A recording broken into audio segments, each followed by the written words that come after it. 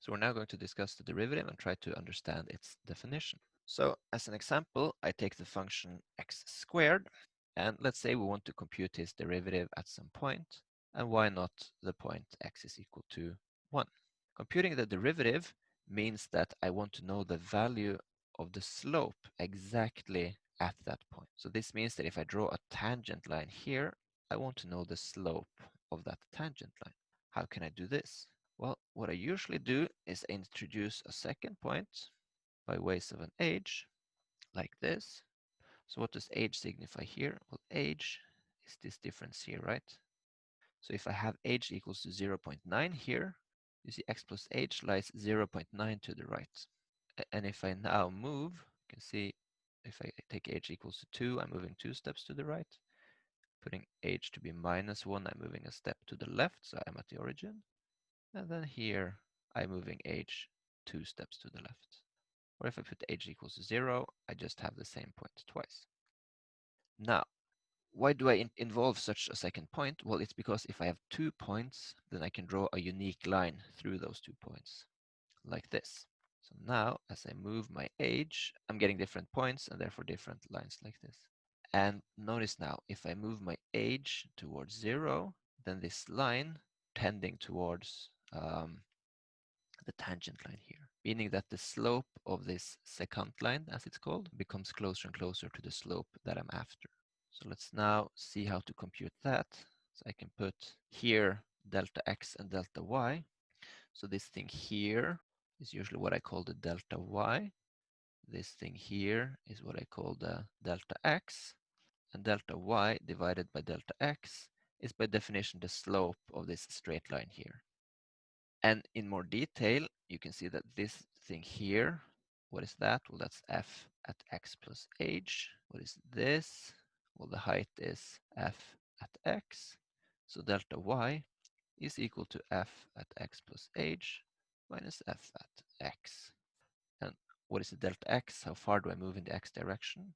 Well, the movement between x and x plus h is just h. So if I want, I can write here x plus h minus x, and then this cancels against this. So I'm getting this quotient here. And the point now is that if I move h towards 0, this quotient here ought to move closer and closer to the slope of the tangent line at that point. So I can here insert this computation. So right now, this quotient here, which is identical to this guy, is f of 1 plus 1 minus f of 1 divided by 1, which is 3. Okay, so we see here I move 1 step to the right, and then I moved 3 steps up. If I delete all of this, since I have this here now, we can see what happens when I move h towards 0. And then we see that the slope tends towards 2. And notice now, what happens if I put h to be 0? Then this program breaks down. Why is this? Well, it's both due to algebraic and geometric reasons, which of course reflect the same underlying issue. And algebraically, you see we're dividing by 0 here, so the program doesn't know what to do with this. But also, since we here have just 1 point, the program is not able to draw this unique line between the 2 points. Okay, so geometrically, it's nonsense as well.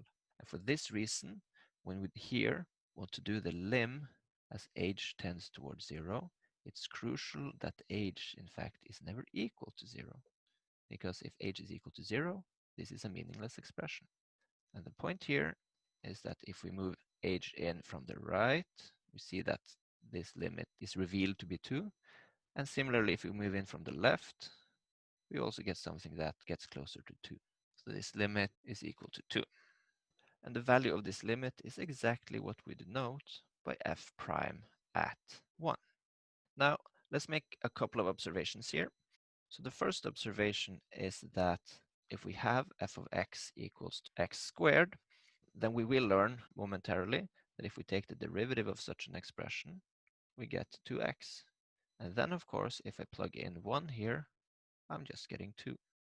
So notice we can both compute derivatives numerically like we do here, and we can do it analytically, you can say, as we do here. And of course, for nice expressions, this is preferred because then we get the exact result. But for more complicated things, we have to do this thing here numerically. Moreover, let me make a remark on notation. So if we expand this a little bit like this, then what to observe? Well, notice that here I gave this point the name x and this point the name x plus h. But I could also have given this point the name x1. In that case, my delta x becomes x1 minus x, and my delta y is f of x1 minus f of x. So then delta y divided by delta x is equal to f of x1 minus f of x divided by x1 minus x.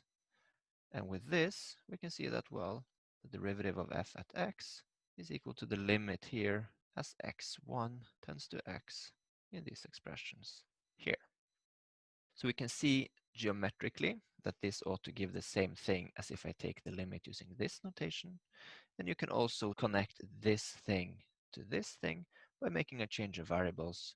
X plus h equals to x1, which is exactly what I did here. I just relabeled, okay? And then in particular, you see that age is x1 minus x, which you see here, we replace this age by this thing here.